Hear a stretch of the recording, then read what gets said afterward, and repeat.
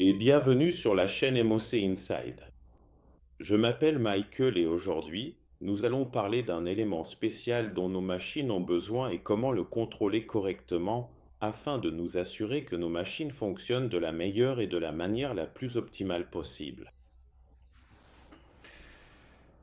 L'un des éléments dont le moteur a besoin pour la combustion est l'apport d'air. Ensuite, il y a le carburant, les conditions de compression, la température, l'injection. Tous ces éléments contribuent à l'efficacité de la combustion, mais il y a un élément parmi tous ceux-ci qui joue un rôle fondamental dans la combustion et dans la qualité de celle-ci. Vous avez d'ailleurs remarqué que, dans différentes conditions, les températures et les pressions changent, et cela est dû à la variation de la qualité de l'air. C'est pourquoi je dis souvent, avant de commencer à chercher le problème, il faut s'assurer que toutes les notions de base qui interviennent dans la combustion fonctionnent correctement. Nous avons le bon apport d'air, nous avons le bon apport de carburant, les qualités doivent être correctes, puis nous procédons au réglage et au contrôle, et ensuite nous examinons ce qui pourrait ne pas aller. Un élément fondamental est le contrôle de la pression d'admission de l'air dans notre moteur. Dans le cas où notre moteur ne reçoit pas l'air nécessaire ou si l'apport de cet air est difficile, les paramètres de notre moteur diminuent. Il diminue tout simplement parce qu'il ne peut pas atteindre les niveaux et les paramètres de fonctionnement requis. C'est pourquoi c'est un élément vraiment fondamental. Avant de procéder à tout réglage ou modification de la machine, avant d'aller plus loin dans nos recherches, il faut d'abord vérifier ces éléments essentiels, à savoir l'air et, surtout, le carburant. Que se passe-t-il souvent? L'air dans la salle des machines n'est pas correctement fourni et nos moteurs peinent à fonctionner. Tu vois donc que le réglage dans la salle des machines ou dans l'atelier n'est pas correct. L'espace n'est pas correctement ventilé.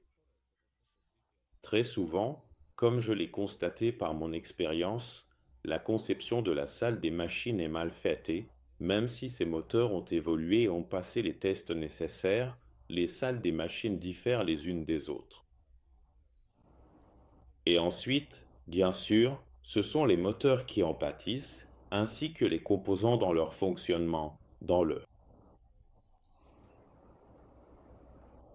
Pour éviter tout cela, il faut qu'un contrôle approfondi soit effectué par des personnes qui sont expertes dans ce qu'elles font.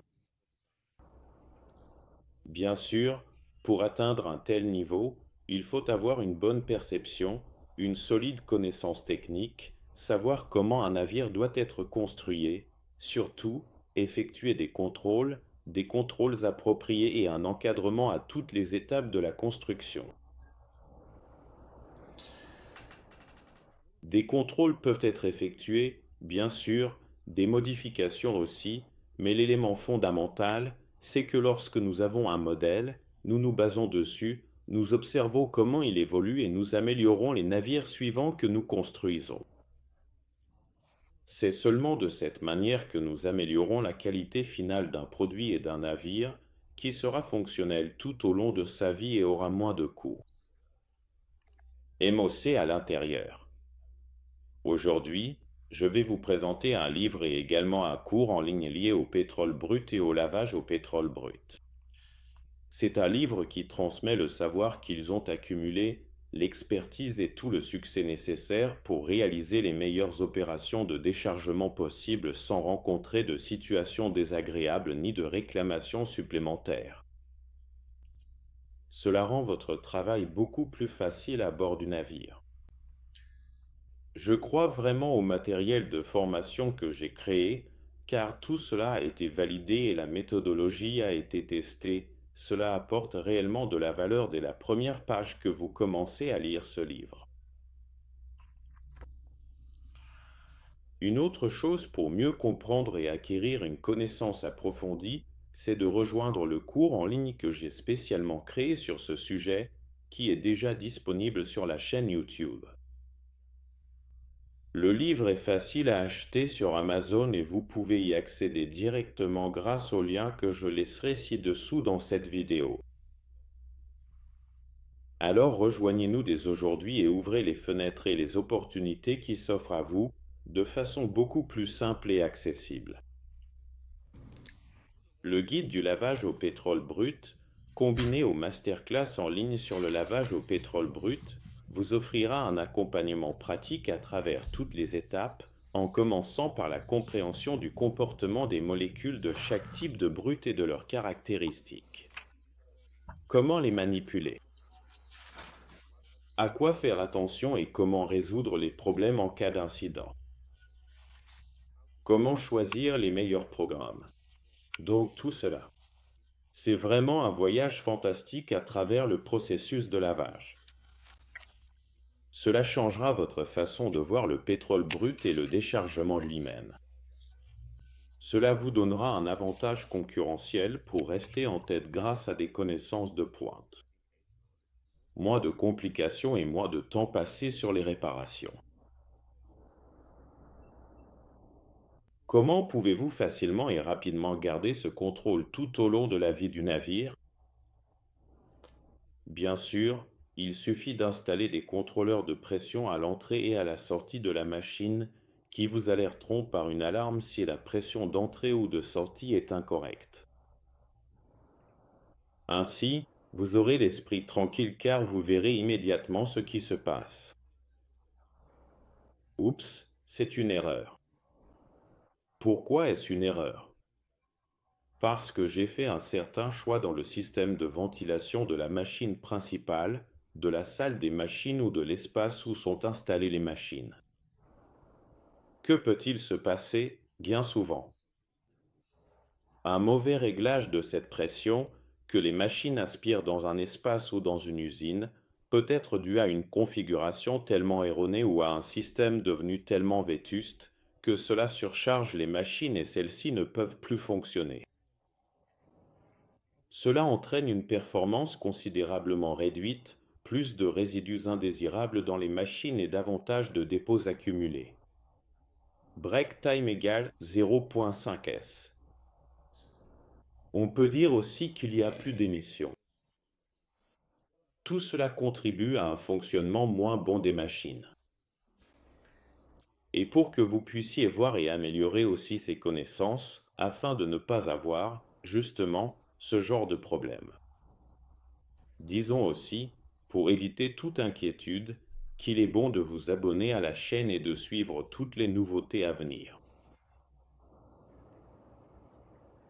Il y a différentes interventions pendant les lives streamés.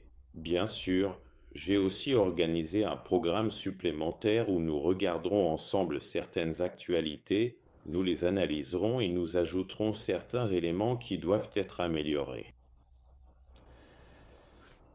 Très simplement, très rapidement, et nous avons aussi des live streams sur la chaîne où vous pouvez également avoir une introduction au simulateur. Un élément fondamental auquel je crois beaucoup, c'est l'accompagnement à travers les simulateurs et le matériel que j'ai créé afin que vous puissiez développer et construire cette logique. La logique de positionnement afin que vous puissiez résoudre les problèmes. Parfois aussi, je remarque que les navires deviennent de plus en plus automatisés, qu'ils contribuent davantage au déplacement de l'IA surtout sur les petits navires, mais je vois que les paramètres sont tellement nombreux que, pour pouvoir les comprendre et les contrôler, et pour rendre tout cela aussi automatique, il faudrait remplir tout le navire de capteurs. Et bien sûr, ces capteurs, à cause des propriétés des gaz d'échappement, disons, à cause des températures, vont tomber en panne, ne fonctionneront pas, et c'est pour cela que le système d'IA n'est pas si efficace que ça. C'est-à-dire qu'avant d'en arriver à l'IA, on a l'IoT, l'Internet des objets, qui te permet de contrôler les capteurs, et ces capteurs coûtent très cher, ce qui va faire augmenter de façon spectaculaire le coût de fonctionnement. Je veux simplement vous faire comprendre pourquoi le facteur humain ne pourra pas être remplacé sur les navires et surtout sur les Eh, grands navires. Rien que pour démonter le de Laval, c'est-à-dire pour le démonter et le remonter, il faudrait apprendre à un robot, je ne sais pas, il y a tellement de pièces et je ne crois pas qu'un robot pourra jamais atteindre le niveau de détail nécessaire pour installer, disons, les pièces de rechange et toutes ces choses-là. C'est-à-dire que c'est même ridicule d'en discuter, et bien sûr, les coûts vont augmenter. D'accord. Nous avons couvert la vidéo, nous avons parlé de l'air. Comment devez-vous le contrôler?